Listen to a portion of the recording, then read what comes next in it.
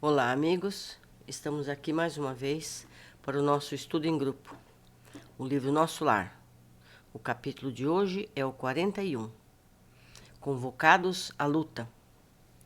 Nos primeiros dias de setembro de 1939, Nosso Lar sofreu igualmente o choque por que passaram diversas colônias espirituais ligadas à civilização americana.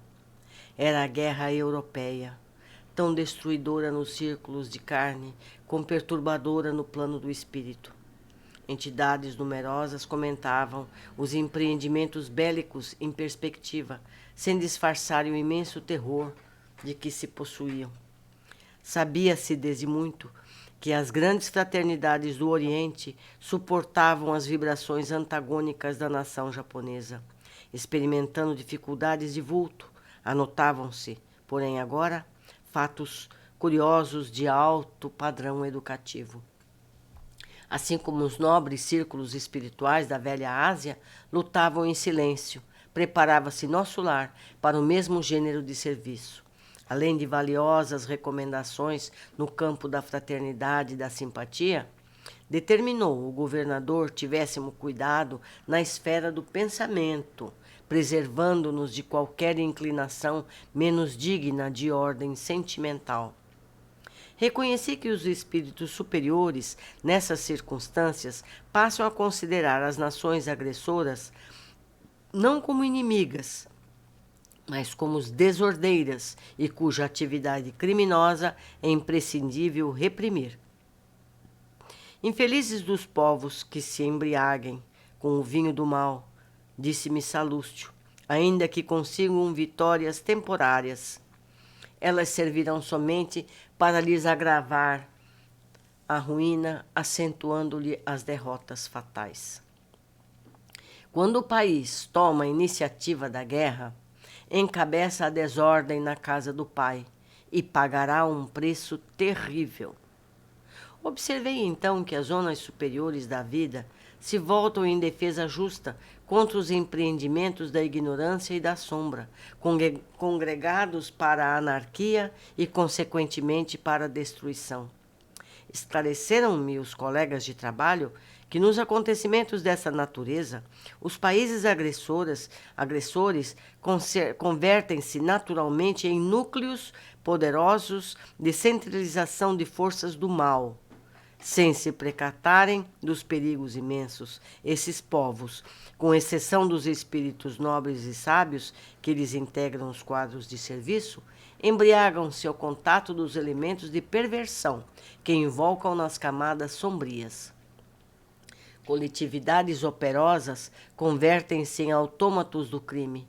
Legiões infernais precipitam-se sobre grandes oficinas do progresso comum, transformando-as em campos de perversidade e horror. Mas enquanto os bandos escuros se apoderam da mente dos agressores, os grupamentos espirituais da vida nobre movimentam-se em auxílio dos agredidos. Se devemos lastimar a criatura em oposição à lei do bem, com mais propriedade devemos lamentar o povo que olvidou a justiça. Logo após os primeiros dias que assinalaram as primeiras bombas na terra polonesa, encontrava-me ao entardecer nas câmaras de retificação, junto de Tobias e Narcisa, quando o inesquecível clarim se fez ouvir por mais de um quarto de hora. Profunda emoção nos invadira a todos.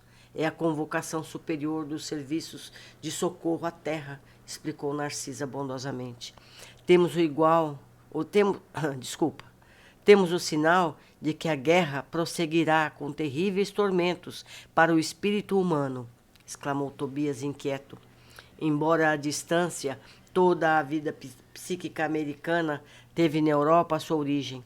Teremos grande trabalho em preservar o novo mundo.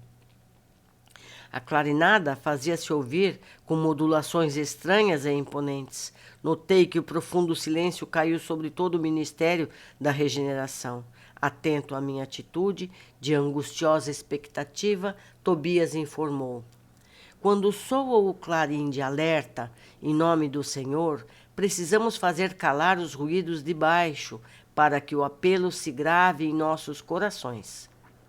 Quando o misterioso instrumento desferiu a última nota, fomos ao grande parque, a fim de observar o céu. Profundamente comovido, vi inúmeros pontos luminosos, parecendo pequenos focos resplandecentes e longínquos, a librarem-se no firmamento. Esse clarim, disse Tobias igualmente emocionado, é utilizado por espíritos vigilantes de elevada expressão hierárquica.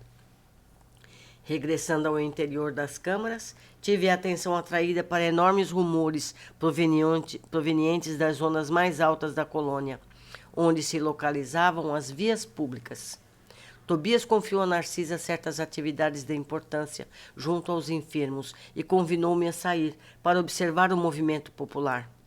Chegado aos pavimentos superiores, de onde nos poderíamos caminhar à praça da governadoria, notamos imenso movimento em todos os setores. Identificando-me o espanto natural, o companheiro explicou. Esses grupos enormes dirigem-se ao Ministério da Comunicação, à procura de notícias. O clarim que acaba de soar só vem até nós em circunstâncias muito graves. Todos sabemos que se trata da guerra, mas é possível que a comunicação nos forneça algum detalhe essencial. Observe os transeuntes. Ao nosso lado, vinham 2 senhores e 4 senhoras em conversação animada. Imagine, dizia uma, o que será de nós no auxílio? Há muitos meses consecutivos, o movimento de súplicas tem sido extraordinário. Experimentamos justa dificuldade para atender a todos os deveres. E nós, com a regeneração, objetivava o cavalheiro mais idoso, os serviços prosseguem consideravelmente aumentados. No meu setor, a vigilância contra as vibrações umbralinas reclama esforços incessantes. Estou avaliando o que virá sobre nós. Tobias segurou-me o braço de leve e exclamou: adiantemo-nos um pouco. Ouçamos o que dizem outros grupos. Aproximando-nos de 2 homens, ouvi um deles perguntando: será crível que a calamidade nos atinja a todos?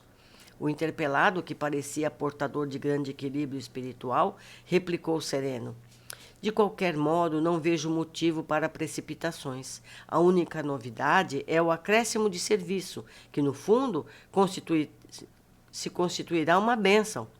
Quanto ao mais, tudo é natural, a meu ver. A doença é a mestra da saúde, o desastre da ponderação. A China está sob a metralha há muito tempo e não mostrou você ainda qualquer demonstração de assombro. Mas agora, objetou o companheiro desapontado, parece que serei compelido a modificar o meu programa de trabalho. O outro sorriu e ponderou: Elvésio, esqueçamos o meu programa para pensar no nosso programa. Atendendo o novo gesto de Tobias, que me reclamava a atenção, observei 3 senhoras que iam na mesma direção à nossa esquerda, verificando que o pitoresco não faltava, igualmente ali naquele crepúsculo de inquietação. A questão impressionava-me sobremaneira, dizia a mais moça, porque Everardo não deve regressar do mundo agora. Mas a guerra, disse uma das companheiras, ao que parece, não alcançará a península. Portugal está muito longe do teatro dos acontecimentos. Entretanto, indagou a outra componente do trio, por que semelhante preocupação? Se Everardo viesse, que aconteceria? Receio, esclareceu a mais jovem, que ele me procure na qualidade de esposa. Não o poderia suportar, é muito ignorante e de modo algum me submeteria a novas crueldades. Tola que és, comentou a companheira. Ouvidaste que Everardo será barrado pelo umbral ou coisa pior? Tobias, sorrindo, informou. Ela teme a libertação de um marido imprudente e perverso. Decorridos longos minutos em que se observávamos a multidão espiritual, atingimos o Ministério da Comunicação, detendo-nos ante enormes edifícios consagrados ao trabalho informativo. Milhares de entidades acotovelavam-se aflitivamente. Todos queriam informações e esclarecimentos. Impossível, porém, um acordo geral. Extremamente surpreendido com o vozerio enorme, vi que alguém subia a uma sacada de grande altura, reclamando a atenção popular. Era um velho de aspecto imponente anunciando que dentro de 10 minutos far-se-ia ouvir um apelo do governador. É o ministro Esperidião, informou Tobias, atendendo a minha curiosidade.